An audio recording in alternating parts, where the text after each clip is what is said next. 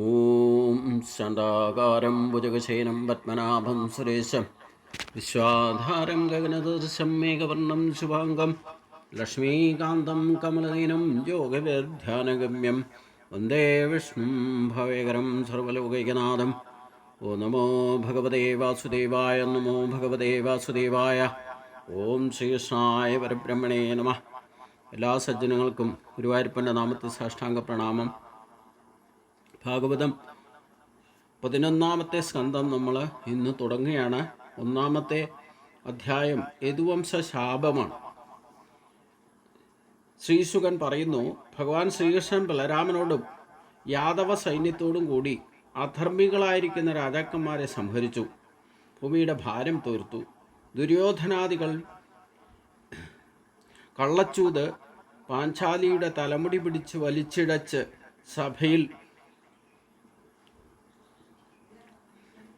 കൊണ്ടുവന്ന് അപമാനിക്കൽ മുതലായ പല നീച പ്രവൃത്തികളിലൂടെ പാണ്ഡവരെ അത്യധികം കോപിപ്പിച്ചിരുന്നു. പാണ്ഡവരെ നിമിത്തമാക്കിക്കൊണ്ട് ഭഗവാൻ കൗരവപക്ഷത്തും പാണ്ഡവപക്ഷത്തും വന്നു ചേർന്ന രാജാക്കന്മാരെയും 18 അക്ഷൗഹിണി സൈന്യത്തെയും സംഹരിച്ചു.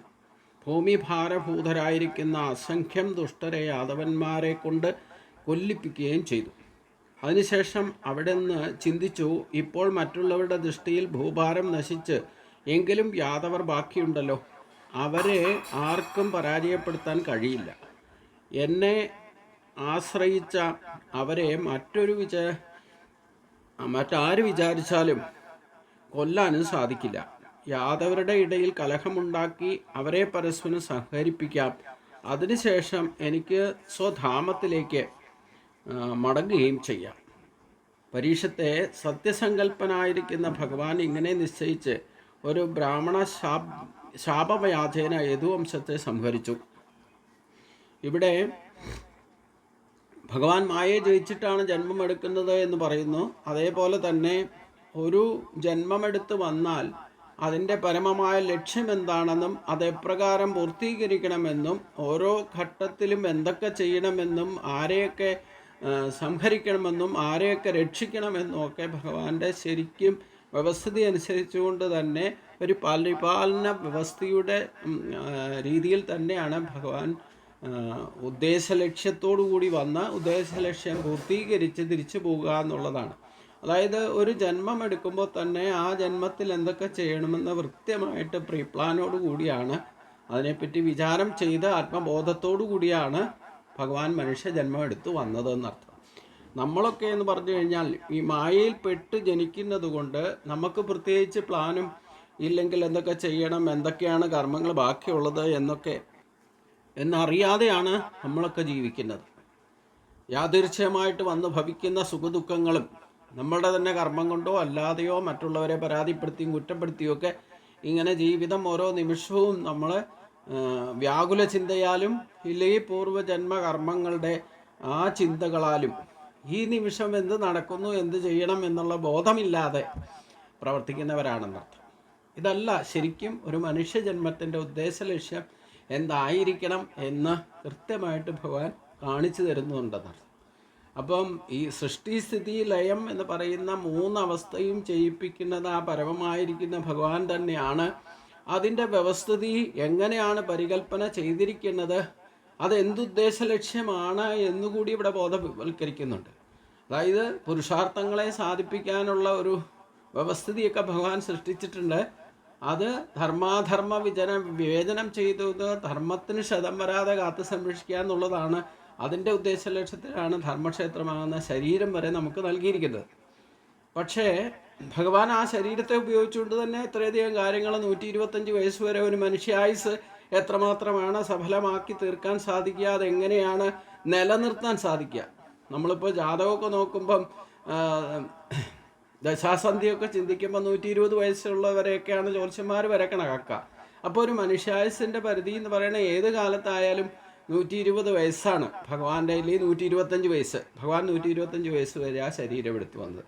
അപ്പോൾ ജനിച്ചപ്പോൾ മുതൽ മരണം വരെ ഭഗവാന്റെ കർമ്മങ്ങളും ഗതികളും ഒക്കെ കഴിഞ്ഞ സ്കന്ധത്തിൽ 90 അധ്യായത്തിലൂടെ വിശദീകരിച്ചു. അവിടെയൊക്കെ നമുക്ക് ശ്രദ്ധിച്ചാൽ അറിയാം, ശരീരത്തിന് ഭഗവാൻ എന്തെങ്കിലും ക്ഷതം വന്നിട്ട് ഭഗവാൻ രോഗശയ്യയിൽ കിടന്നതായിട്ട് നമുക്ക് ഒരിടത്തും കാണാൻ പറ്റില്ല. എന്താ കാരണം? ആ ശരീരം ധർമ്മക്ഷേത്രമാണ്. അതിൻ്റെ പൂർണ്ണമായിട്ട് എങ്ങനെ ഉപയോഗിക്കണമെന്ന്, ധർമ്മത്തിന് ക്ഷതം വരാതെയാണ് ആ ശരീരത്തെ ഉപയോഗിക്കുന്നതെങ്കിൽ അതിന് യാതൊരുവിധ ക്ഷതവും വരികയില്ല. നമ്മൾ അനുഷ്ഠാനങ്ങൾ അനുഷ്ഠിക്കുന്നുണ്ടെങ്കിലും അതിൻ്റെ ഗതിവിഗതികൾ അനുസരിച്ചുകൊണ്ട് നമ്മുടെ അനുഷ്ഠാനത്തിൻ്റെ മുറ പോലും തെറ്റും. ചിലപ്പോൾ വേണ്ടാന്നും വയ്ക്കും, അത് ഇന്ന് ഭ്രഷ്ടനാക്കപ്പെടും. അപ്പം ശരീരം പോലും ഈ പ്രകൃതിയിൽ നിന്ന് കിട്ടിയത് പ്രകൃതിദത്തമായിട്ട് തന്നെ സംരക്ഷിച്ചാൽ അത് യഥാവിധി കാലാനുസൃതമായിട്ട് എത്ര ആയുസ്സുണ്ടോ അതിന് ക്ഷതം വരാതെ നിലനിർത്താനുള്ള ഒരു വ്യവസ്ഥിതിയും ഭഗവാനുണ്ടെന്നർത്ഥം. ഭഗവാന്റെ വ്യവസ്ഥിതിയിലുണ്ട്. പക്ഷെ നമ്മൾ മനുഷ്യർ വിശേഷബുദ്ധി ഉണ്ടായിട്ട് അതൊന്നും മനസ്സിലാക്കുന്നില്ല എന്നർത്ഥം. അതാണ് ഇവിടെ എന്താണ് അവതാര ഉദ്ദേശം എന്നുള്ളത് അത് പൂർത്തീകരിക്കാൻ വേണ്ടിയിട്ട് തൻ്റെ കുലത്തെ പോലും, കാരണം ഈ കുലത്തിലുള്ളവരെന്ന് പറഞ്ഞാൽ ഈ ദേവന്മാരൊക്കെ തന്നെയാണ് ഭഗവാനെ സഹായിക്കാൻ വേണ്ടിയിട്ട് ഏത് കുലത്തിൽ വന്ന് ജനിച്ചത്. അത് ഗോപികളായിക്കോട്ടെ, ഗോകുലത്തിൽ ഭഗവാൻ എവിടെയൊക്കെ പ്രവർത്തിച്ചിട്ടുണ്ടോ ഭഗവാനോടൊപ്പം ഭഗവാന്റെ പക്ഷം ചേർന്ന് ഭഗവാനോട് ആകർഷണീയത്തോടുകൂടി ഭഗവാന്റെ ആ പക്ഷത്ത് നിന്നുകൊണ്ട് പ്രവർത്തിച്ചവരൊക്കെ തന്നെ പ്രത്യക്ഷമായിട്ടോ പരോക്ഷമായിട്ടോ ദേവാംശമാണ്. അങ്ങനെയുള്ളവർക്കേ ഭഗവാനിൽ ജിജ്ഞാസയും ഇല്ലേ, ഭഗവാനോട് ചേർന്ന് നിന്നുകൊണ്ട് ഭഗവാൻ പറയുന്നത് അനുസരിക്കാനുള്ള പ്രവണത ഉണ്ടാകണമെങ്കിൽ ആ ഒരു ഭഗവാന്റെ അംശത്തിൽ തന്നെ നേരിട്ട് ജനിച്ചവരും. ബാക്കി എല്ലാവരും ഭഗവാന്റെ അംശത്തിലാണ്, പക്ഷേ അത് ആസുരി സമ്പത്തിൻ്റെ ആധിക്യം കൊണ്ട് ജനിക്കുന്നവരാണ് ബാക്കിയുള്ളവരെന്നർത്ഥം. അതാണ് മായയിൽ പെടുക എന്ന് പറയുന്നത്. ഭഗവാൻ മായയെ ജയിച്ചവനാണ്. അതാണ് ഭഗവാൻ പറഞ്ഞത്, ഞാനും നീയൊക്കെ എത്രയോ ജന്മം എടുത്തിരിക്കുന്നു. അർജുനനോട് പറയുന്നുണ്ടല്ലോ, ഞാനിതൊക്കെ അറിയുന്നു, നീ അറിയുന്നില്ല, നമ്മൾ ഇതൊന്നും അറിയുന്നില്ല എന്നർത്ഥം. ഭഗവാനെ സംബന്ധിച്ച് നമ്മുടെ ജന്മം പോലും അറിയാം. ഭഗവാന്റെ എത്ര ജന്മങ്ങൾ മായയ്ക്ക് അതീതമായി ജനിക്കുന്നുകൊണ്ട് സകല ജീവജാലങ്ങളുടെയും ഗതിവിഗതികളും ജന്മാനുജന്മങ്ങളും ഭഗവാൻ അറിയാം, മുഴുവൻ ബയോഡത്തെ അറിയാമെന്നർത്ഥം. പക്ഷെ നമുക്ക് നമ്മുടെ കാര്യം പോലും അറിയില്ല, ബാക്കിയുള്ളവരുടെ പോട്ടെ. അപ്പോൾ അവിടെയാണ് നമുക്ക് ഈ 7ാമത്തെ മാസത്തിൽ ഗർഭത്തിൽ കിടക്കുന്ന സമയത്ത് മനുഷ്യ ജന്മത്തിലാണ് ഈ ശ്രേഷ്ഠതയൊക്കെ നൽകുന്നത്. നമുക്ക് ബോധോദയം ഉണ്ടാകുമ്പോൾ ഭഗവാൻ നമുക്ക് പൂർവ്വജന്മത്തെ പറ്റി സ്മരണയൊക്കെ തരുന്നുണ്ട്. പക്ഷെ പുറത്തേക്ക് ഈ ദൃശ്യപ്രപഞ്ചത്തിലേക്ക് വന്നു കഴിഞ്ഞാൽ ഇതെല്ലാം മറന്നിട്ടാണ് പ്രവർത്തിക്കുക. വീണ്ടും മായയിൽപ്പെടും. പുറത്തേക്ക് വന്നോ അപ്പം മായയിൽപ്പെടും. അപ്പോൾ അതേപ്പറ്റി അവബോധം ഇല്ലാതെയാണ് പ്രവർത്തിക്കുക. അപ്പോൾ ഈ ഭാഗവതം ഈ 90 അധ്യായം ശരിക്കും വായിച്ചാൽ തന്നെ എന്താണ് ഭഗവാന്റെ ജന്മത്തിൻ്റെ ദിവ്യത്വമെന്നും കർമ്മത്തിൻ്റെ മഹത്വം എന്താണെന്നും ഭഗവാൻ മനസ്സിലാക്കി തരുന്നുണ്ടെന്ന്. അത് മനസ്സിലാക്കിയിട്ട് നമ്മുടെ ജന്മവും കർമ്മവും കൂടെ അറിയണം. അപ്പോഴേ നമുക്ക് നമ്മുടെ കർമ്മബന്ധനങ്ങളെ ശുദ്ധീകരിച്ച് അന്ധക്കരണ ശുദ്ധിയും വിവേകം ഉണ്ടാക്കാൻ സാധിക്കും. അതാണ് ഇവിടെ ഇനിയുള്ള സ്വർഗാരോഹണം വരെയുള്ള ഭാഗമാണ് 11ാമത്തെ സ്കന്ധത്തിൽ വിശദീകരിക്കുന്നത്. അതിൽ ശ്രേഷ്ഠമായ തത്വോപദേശമുണ്ട്. എന്തിനാ? നമ്മളെ ഇതൊക്കെ ഒന്ന് ഓർമ്മപ്പെടുത്തി യഥാർത്ഥ ആത്മബോധത്തോടു കൂടി ജീവിക്കണം എന്ന് കാണിച്ചു തരാനാണ്. അതാണ് ഏറ്റവും ജ്ഞാനത്തിൻ്റെ അവസ്ഥ എന്ന് പറയുന്നത്. പിന്നെ മോക്ഷപ്രാപ്തി കൃപയാണ്. അത് ഭഗവാൻ തന്നെ ആ കൃപയ്ക്ക് പ്രത്യക്ഷമാകുന്നത് എങ്ങനെയാണെന്ന് കാണിച്ചു തരാം. അതിനുള്ള ശരീരം ഒരു സത്യം ഇതിൽ നിന്ന് ഭഗവാൻ കാണിച്ചു തരുന്നുകൊണ്ട് ഈ ശരീരം എന്തെങ്കിലും ഒരിക്കലും ഉപേക്ഷിച്ച് പോകണം. അപ്പോഴേ പരമമായ സ്ഥാനത്തേക്ക് എത്താം. അതാണ് സ്വധാമം എന്ന് പറയുന്നത്. നമ്മളെല്ലാവരും എവിടെ നിന്ന് വന്നോ അങ്ങോട്ട് തിരിച്ചെത്തുക എന്നുള്ളതാണ് സ്വധാമത്തിൻ്റെ ഉദ്ദേശം. അപ്പോൾ ഈ കർമ്മബന്ധനങ്ങൾ നല്ലതോ ചീത്തയായിട്ടുള്ള ഏതെങ്കിലും കർമ്മത്തിൽ ബന്ധിക്കപ്പെട്ടിട്ടുണ്ടെങ്കിൽ അത് അന്ധകരണ ശുദ്ധി ഉണ്ടാവുന്ന അവസ്ഥ ഉണ്ടാവില്ല എന്നർത്ഥം. അങ്ങനെ വരുമ്പം ആണ് വീണ്ടും ജനിക്കേണ്ടി വരിക. ഏതെങ്കിലും തരത്തിൽ നമ്മൾ ആധ്യാത്മികമാർഗത്തിൽ ഭക്തിമാർഗത്തിൽ പ്രവേശിച്ചിട്ടും അതിൽ പോലും എന്തെങ്കിലും കർമ്മബന്ധനങ്ങൾ ഉണ്ടാക്കിയിട്ടുണ്ടെങ്കിൽ അതേ മാർഗത്തിൽ തന്നെ തിരിച്ചു വരാം.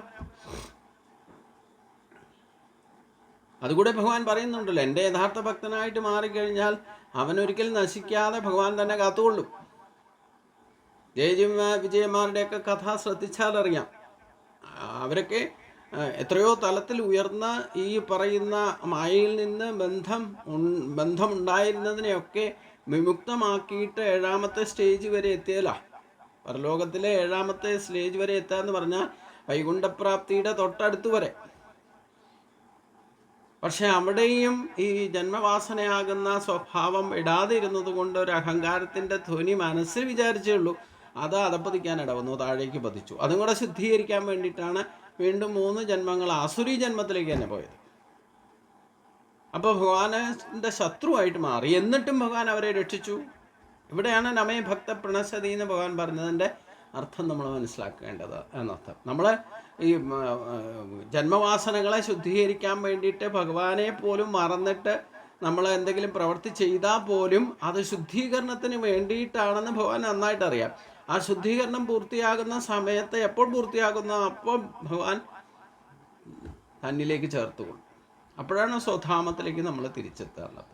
ഇവിടെ ഭഗവാന്റെ ആ മനുഷ്യജന്മം എടുത്തു വരുന്നതിൻ്റെ പരമമായ ലക്ഷ്യം എന്താണെന്നും ആ ലക്ഷ്യപ്രാപ്തിയിലേക്ക് എത്തിക്കാൻ വേണ്ടി എന്ത് കളിയും കളിക്കും, അതാണ് ഭഗവാന്റെ ലീല.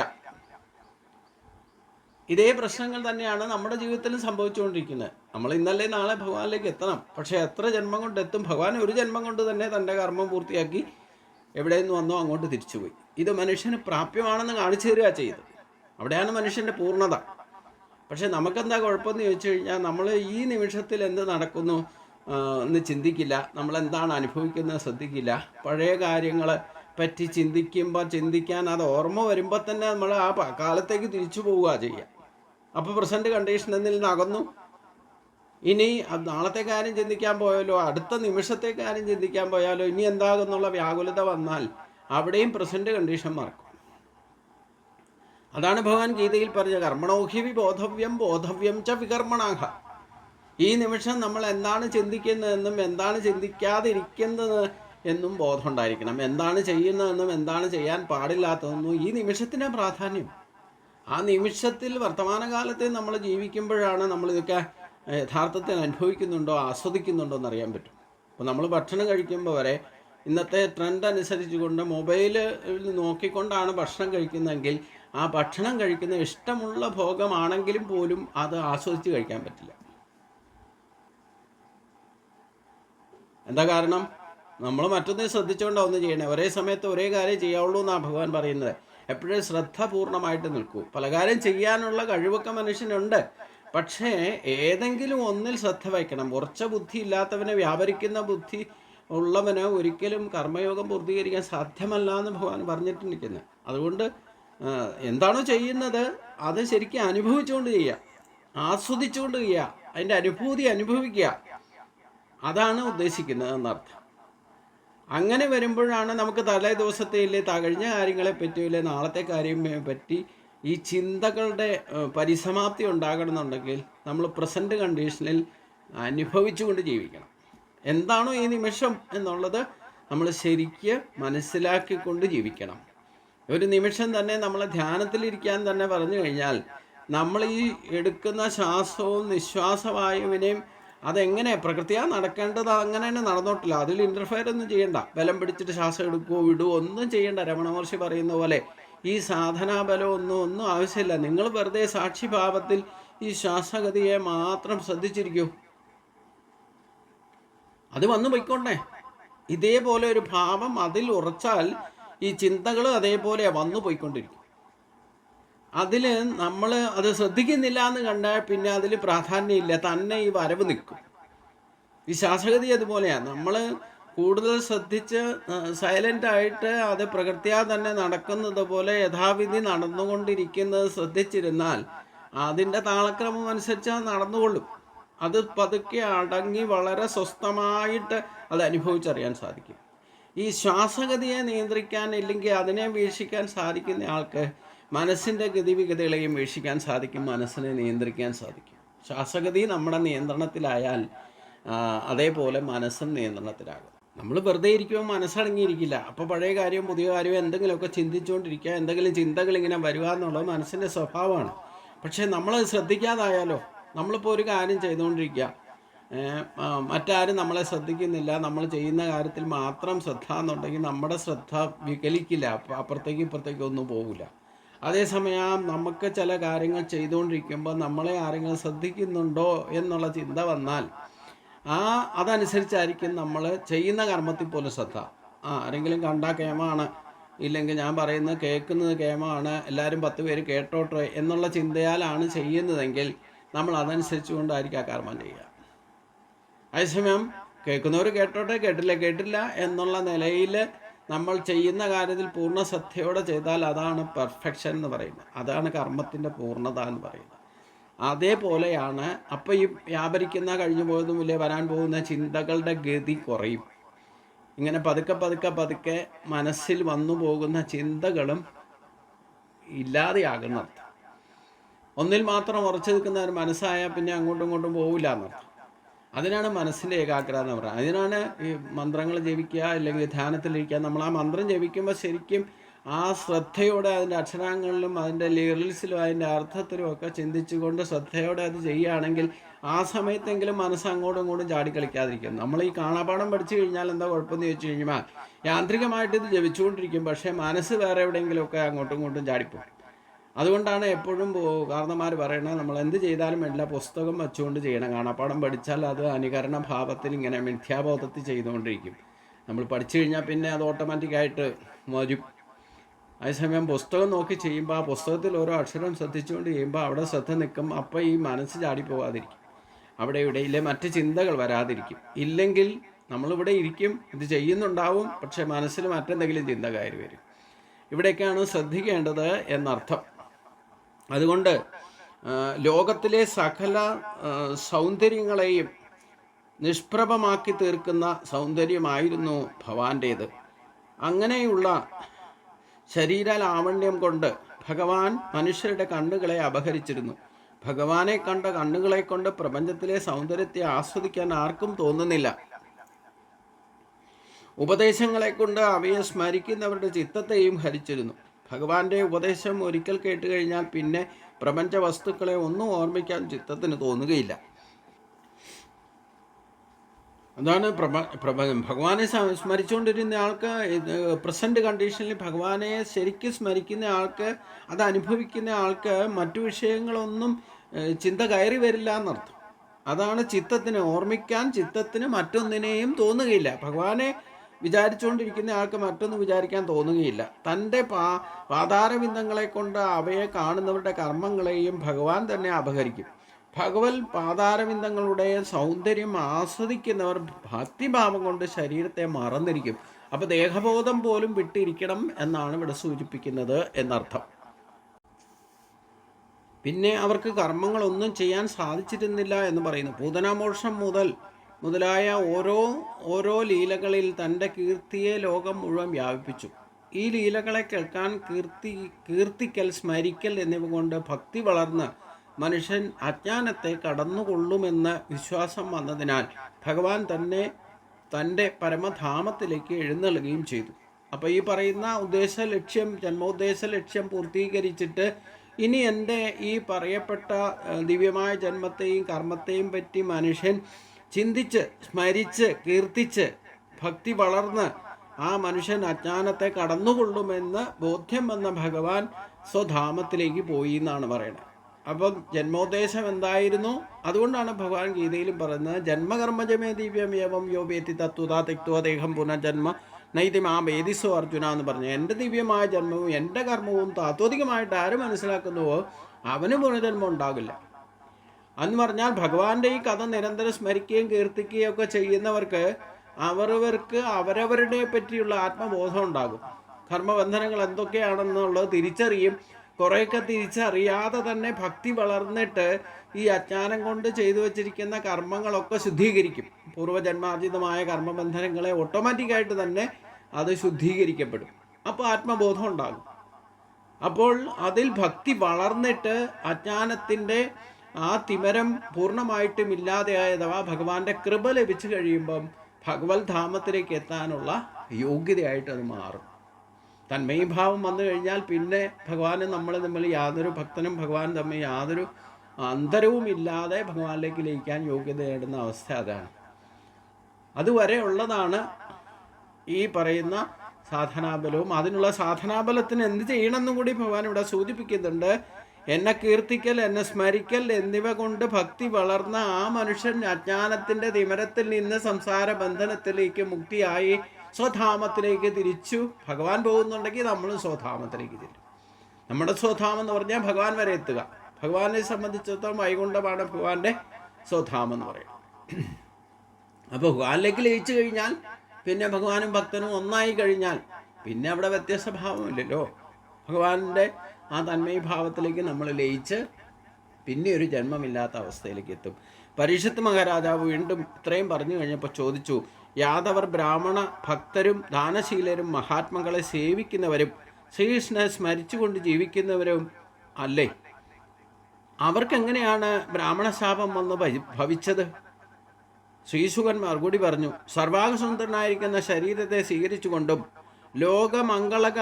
മംഗളകരങ്ങളായിരിക്കുന്ന ലീലകളെ ചെയ്തുകൊണ്ടും ദ്വാരകയിൽ വാണിരുന്ന ആപ്തകാമ, അതായത് സകലവിധ ആഗ്രഹങ്ങളും സ്മരണമാത്രയിൽ സാധിപ്പിക്കുന്നവൻ, അതാണ് ആപ്തകാമൻ എന്ന് പറയുന്നത്. ഉദാരകീർത്തിയുമായിരിക്കുന്ന ശ്രീകൃഷ്ണൻ തൻ്റെ അവതാര പ്രയോജനം സാധിച്ചതിനാൽ യാദവ വംശത്തെ സംഹരിക്കാൻ നിശ്ചയിച്ചു. ഭഗവാന്റെ ഇച്ഛയാണ് ബ്രാഹ്മണശാപത്തിന് കാരണം. ഭഗവാന്റെ ഓരോ ലീലയും പുണ്യത്തെ വളർത്തുന്നതാണ്, ലോകത്തിന് മംഗളം ഉണ്ടാക്കി തീർക്കുന്നതുമാണ്, കലികാല ദോഷങ്ങളെ നിശേഷം നശിപ്പിക്കുന്നതുമാണ്. ഇപ്രകാരം അസംഖ്യം ലീലകളെ ചെയ്ത് ഭഗവാൻ സ്വന്തം വംശത്തെ സംഹരിക്കണമെന്നുള്ള സങ്കല്പത്തോടെ ദ്വാരകയിൽ താമസിച്ചു വരികയായിരുന്നു. ഇനി അതിനുള്ള കാരണത്തെ പരീക്ഷിത് മഹാരാജ് ചോദിച്ചു. ഈ ബ്രാഹ്മണ ഭക്തരൊക്കെ ആയിരുന്ന, ബ്രാഹ്മണ പ്രിയനായിരുന്ന ഭഗവാന്റെ വംശവും ബ്രാഹ്മണരെ ഒരു കാരണവശാലും വേദനിപ്പിക്കരുതെന്നൊക്കെ ശ്രേഷ്ഠമായ ഉപദേശമൊക്കെ യദുകുലത്തിന് നമ്മൾ ആ നൃഗരാജാവിൻ്റെ കഥ പറഞ്ഞ സമയത്തൊക്കെ ഭഗവാൻ യാദവരെ തന്നെ തൻ്റെ മരുമക്കളെ വിളിച്ചിട്ട് ഈ നൃഗരാജൻ്റെ കഥ ഉദാഹരണമായിട്ട് പറഞ്ഞുകൊണ്ട് അതേപ്പറ്റിയൊക്കെ ശ്രേഷ്ഠമായിട്ട് ഉപദേശം കൊടുക്കുന്നുണ്ട്. ഇത്രയൊക്കെ ആയിട്ടും എന്തിട്ടാണ്, അതൊക്കെ മനസ്സിൽ വെച്ചുകൊണ്ടാണ് പരീക്ഷിത് മഹാരാജ് ചോദിക്കുന്നത്, എന്നിട്ടും എന്തുകൊണ്ട് ഇത്ര ശ്രേഷ്ഠമായൊരു കുലത്തിന് ബ്രാഹ്മണശാപം വന്നു ഭവിച്ചു? അപ്പോൾ അതും ഭഗവാന്റെ നിശ്ചയമായിരുന്നു എന്നാണ് പറയുന്നത്. നമുക്ക് ഈ ജീവിതത്തിൽ എന്ത് സംഭവിച്ചാലും അതിനൊക്കെ ഭഗവാന്റെ നിശ്ചയം അനുസരിച്ച് മാത്രമേ നടക്കൂ. അതാണ് ആ യാദൃശ്ചികമായി സംഭവിക്കുന്ന കാര്യങ്ങളെല്ലാം ഭഗവാൻ അറിഞ്ഞുകൊണ്ടാണെന്നർത്ഥം. അത് നല്ലത് ചീത്തയായാലും ഏത് ജന്മത്തിലായാലും നമുക്ക് സംഭവിക്കുന്ന ഗതിവിധികളിലൊക്കെ ഭഗവാന്റെയും കൂടെ നിശ്ചയപ്രകാരമാണ്. കാരണം ആത്യന്തികമായിട്ട് നമ്മളൊക്കെ ഭഗവാനെ ആശ്രയിച്ചാണ് നിൽക്കുന്നതെങ്കിൽ ആ ഭഗവാൻ അറിയാതെ ഒന്നും നടക്കില്ല എന്നർത്ഥം.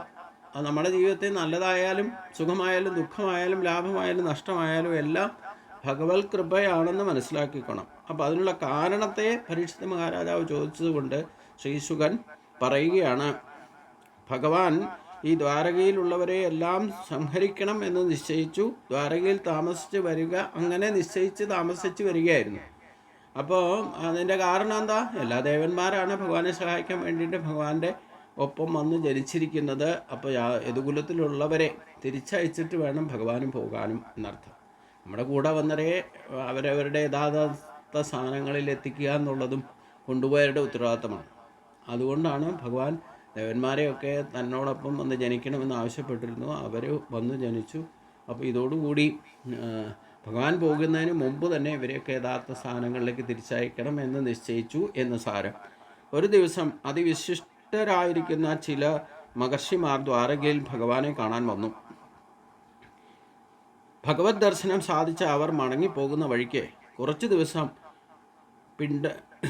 പിണ്ടാരക തീർത്ഥക്കരയിൽ താമസിച്ചു. വിശ്വാമിത്രൻ, അസിതൻ, കണ്വൻ, ദുർവാസാവ്, ഭൃഗു, അങ്കിരസ്, കശ്യപൻ, വാമദേവൻ, അത്രി, വസിഷ്ഠൻ, നാരദൻ എന്നിവരായിരുന്നു ആ മുനിമാർ. അവരെ കണ്ടപ്പോൾ യാദവരിൽ ചെറുപ്പക്കാർക്ക് ഒരു കുസൃതി തോന്നി. അവർ ജാമ്പവതിയുടെ പുത്രനായിരിക്കുന്ന സാമ്പനെ സ്ത്രീവേഷം കെട്ടിച്ച് മഹർഷിമാരുടെ മുമ്പിൽ കൊണ്ടുചെന്ന് നിർത്തി. അവർക്ക് ജ്ഞാനമുണ്ടോ എന്ന് പരീക്ഷിക്കാനായി, അതായത് ഈ മുനിമാർക്ക് ജ്ഞാനമുണ്ടോ എന്ന് പരീക്ഷിക്കാനായി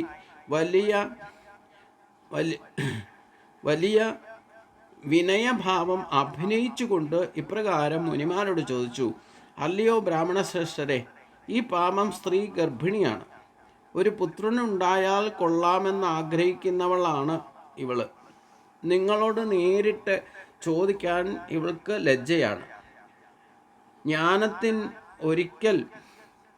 ജ്ഞാനത്തിനൊരിക്കലും മറവോ മുറിവോ ഇല്ലാത്ത നിങ്ങൾ ഇവൾ എന്തു കുട്ടിയെയാണ് പ്രസവിക്കുക എന്ന് സദയം പറഞ്ഞു തന്നാലും എന്ന് ആവശ്യപ്പെട്ടു. ഈ രാജാവേ, ഇങ്ങനെ തങ്ങളെ പറ്റിക്കാനായി യാദവകുമാരന്മാർ ചോദിച്ചപ്പോൾ മഹർഷിമാർക്ക് കാര്യം മനസ്സിലായി. അതിന് പുറമെ അവർക്കെല്ലാം കോപം വന്നു. അവർ പറഞ്ഞു, വങ്കന്മാരെ, നിങ്ങളുടെ വംശനാശത്തിന് കാരണമായ ഒരു ഇരുമ്പുലൊക്കെയാണ് ഇവൾ പ്രസവിക്കുക എന്ന് പറഞ്ഞു. അപ്പോൾ മുനിമാർക്ക് ജ്ഞാനദൃഷ്ടി ഉണ്ടോയെന്ന് പരീക്ഷിക്കാൻ വേണ്ടിയിട്ടാണ് ഇവർ ഇങ്ങനെ ഒരു കുസൃതി ഒപ്പിച്ചത്. പക്ഷേ അതും സാമ്പനെ, ജാമ്പവതിയുടെ പുത്രനായിരിക്കുന്ന സാമ്പനെ സ്ത്രീവേഷം കെട്ടിച്ച് ഗർഭിണിയുടെ രൂപത്തിൽ ഈ മുനിമാരുടെ മുമ്പിൽ പ്രകടമാക്കി. എന്നിട്ട് ഈ പെൺകുട്ടിക്ക് ആൺകുട്ടി വേണമെന്നാണ് ഉദ്ദേശ ലക്ഷ്യം. പക്ഷേ ലജ്ജ കാരണം മുനിമാരോട് അത് ചോദിക്കാൻ ഇവൾക്ക് മടിയാണ്.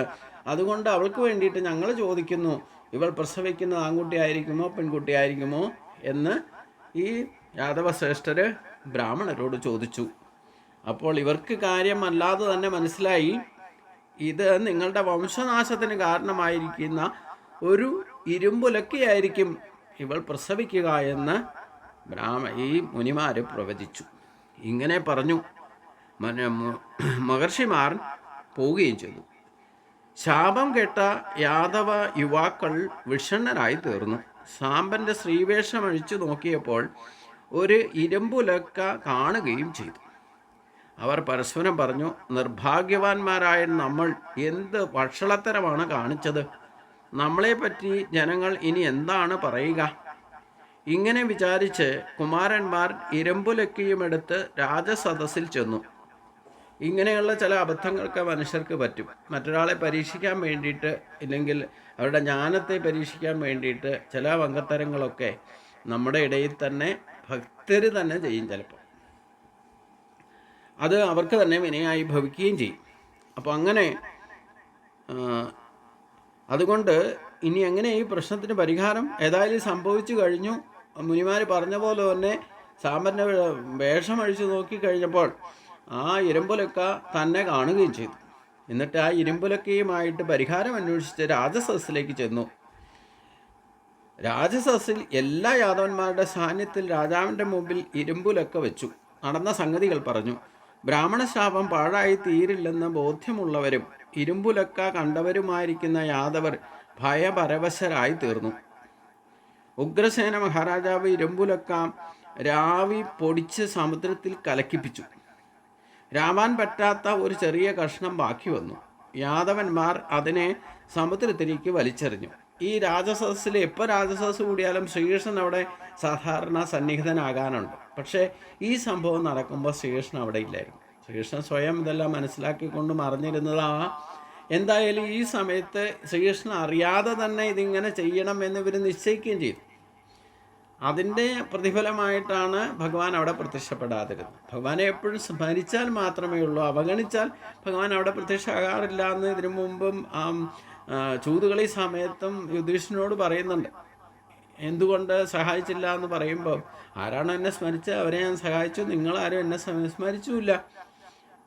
അതൊക്കെ കൃത്യമായിട്ട് ഞാൻ നിങ്ങളുടെ വിളി കേൾക്കാൻ വേണ്ടിയിട്ട് തയ്യാറായി നിന്നിരുന്നു എന്ന് പറഞ്ഞ പോലെ തന്നെ ഇവർ എല്ലാ രാജസദസ്സുകളും ദ്വാരകയിലും നടക്കുന്ന ഭഗവാൻ പ്രത്യക്ഷമാകാറുണ്ട്. ഭഗവാന്റെ സാന്നിധ്യത്തിലാണ് ഈ ചർച്ചയൊക്കെ നടക്കുക.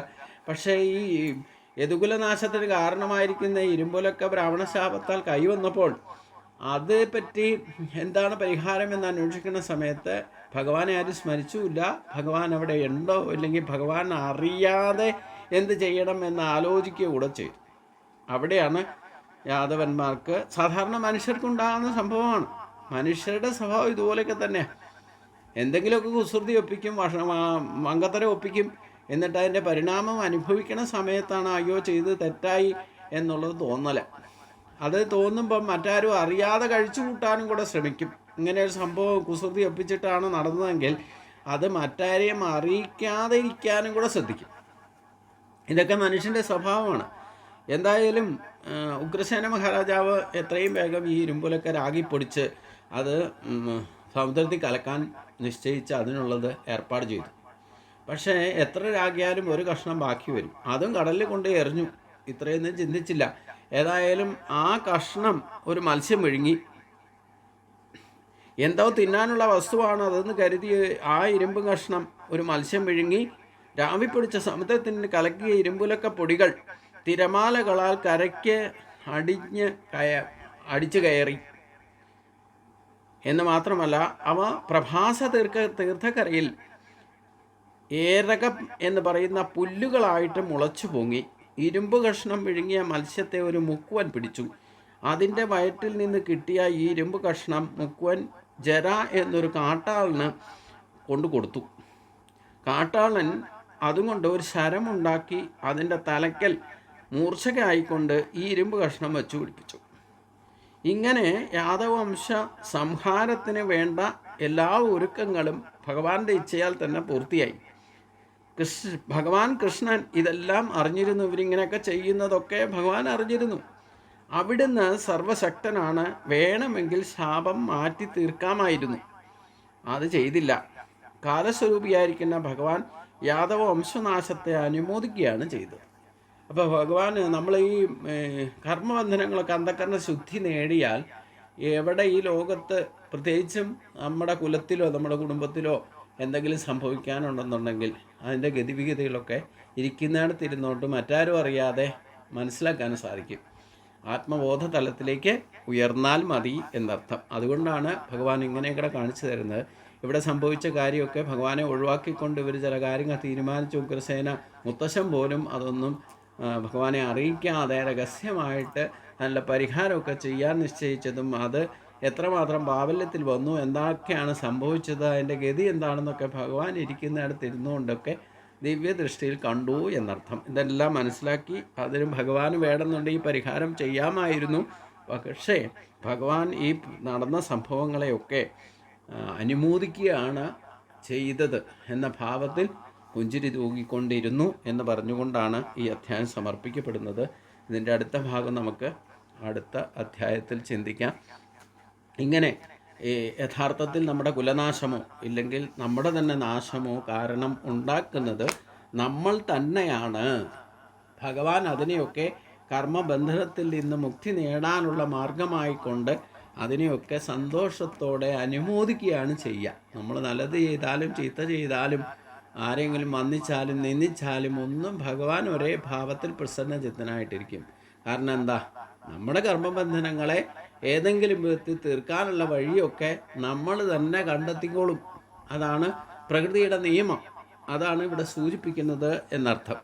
അതുകൊണ്ട് ഈ യാദവ കുലനാശവും ഭഗവാന്റെ നിശ്ചയമായിരുന്നു.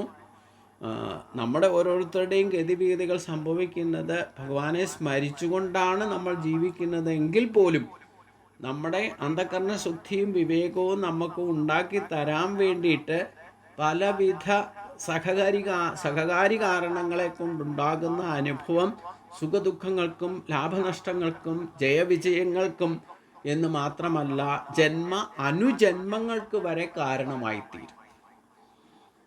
അതിൻ്റെ അന്ത്യത്തിൽ അന്ധകരണ ശുദ്ധി എപ്പോൾ ഭവിക്കുന്നുവോ അപ്പോൾ സ്വധാമത്തിലേക്ക് നമുക്ക് എത്താനുള്ള യോഗ്യതയും ഭഗവാന്റെ നിശ്ചയപ്രകാരം തന്നെ സംഭവിക്കും. പ്രകൃതിയുടെ നിയമം അതാണ്. ഈ പരിപാലനത്തിൻ്റെ വ്യവസ്ഥിതി, ഈശ്വര വ്യവസ്ഥിതി അതനുസരിച്ചുകൊണ്ടാണ് സംഭവിച്ചു കൊണ്ടിരിക്കുന്നത്. അത് നമ്മൾ തിരിച്ചറിയുക എന്നതുള്ളതാണ്. തിരിച്ചറിഞ്ഞുകൊണ്ട് ചിന്തിക്കുകയും പറയുകയും പ്രവർത്തിക്കുകയും ചെയ്യുക എന്നുള്ളതാണ് നമ്മുടെ ഈ ശരീരം കൊണ്ട് ചെയ്യേണ്ട ധർമ്മം എന്ന് ഇതിൽ നിന്നൊക്കെ നമ്മൾ തിരിച്ചറിയണം എന്നർത്ഥം. അതിനുള്ള തത്വോപദേശങ്ങളൊക്കെ ഈ സ്കന്ധത്തിൽ വിശദീകരിച്ച് തത്വോപദേശത്തിലൂടെയൊക്കെ നവയോഗി സംവാദത്തിലൊക്കെ വരും അധ്യായങ്ങളിൽ നമുക്ക് കാണാനുണ്ട്. അത് നമുക്ക് വിശദമായിട്ട് ചിന്തിച്ച് മനസ്സിലാക്കുമ്പോഴാണ് നമ്മൾ യഥാർത്ഥത്തിൽ ഒരു ഗീതോപദേശത്തിൻ്റെ പരിണതഫലം ഭാഗവതത്തിലെ ഉദ്ധവോപദേശത്തിലും സംഭവിക്കുന്നുണ്ടെന്നർത്ഥം. അപ്പം അത് എത്ര പ്രാവശ്യം ഗീത കേട്ടാലും ഉദ്ധവോപദേശം കേട്ടാലും നമ്മൾ മനുഷ്യജന്മത്തിൻ്റെ മഹത്വം മനസ്സിലാക്കി ഇത്തരത്തിൽ അന്ധകരണ ശുദ്ധിക്ക് ലക്ഷ്യം വെച്ചുകൊണ്ട് അതിനുള്ള അനുഷ്ഠാനങ്ങൾ ചെയ്യുമ്പോൾ ഉണ്ടാകുന്ന ഇത്തരത്തിലുള്ള അനുഭൂതികൾ അതൊക്കെ വച്ചുകൊണ്ടായിരിക്കണം നമുക്ക് അടുത്ത അനുഭവജ്ഞാനത്തിലേക്ക് എത്താനും സാധിക്കുക. അതിലും ഗുരുവായൂരപ്പൻ്റെ അനുഗ്രഹം തന്നെ വേണം, കൃപ വേണം. അപ്പോഴാണ് ഇതൊക്കെ കൃത്യമായിട്ട് മനസ്സിലാക്കിക്കൊണ്ട് ചെയ്യാൻ നമുക്ക് സാധിക്കുക. അതിനുള്ള അനുഗ്രഹം ഉണ്ടാകട്ടെ എന്ന് പ്രാർത്ഥിച്ചുകൊണ്ട് ഈ അധ്യായം സമർപ്പിക്കുന്നു. ഓം സ്വസ്തി പ്രജാഭ്യാം പരിപാലയന്താം നായനമാർഗേണ മഹിമഗീശാഗോ ബ്രാഹ്മണേഭ്യ ശുഭസ്തുത്യം ലോകാ സമസ്താ സുഖിനോ ഭവന്തു. ഓം ശാന്തി ശാന്തി ശാന്തി.